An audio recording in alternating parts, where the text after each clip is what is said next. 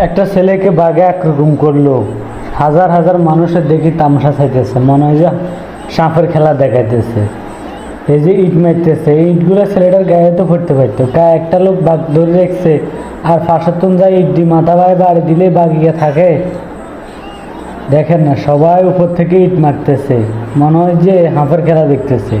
এতগুলা মানুষ দেখেন, আর এই যে মানুষ, মানুষ বলে মানুষের জন্য, এটা নি নমুনা তার।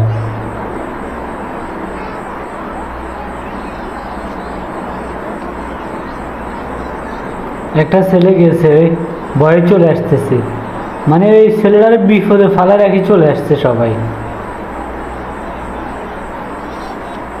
হায় হায় রে মানুষ রে, তারপরও কেউ যাইতেছে না।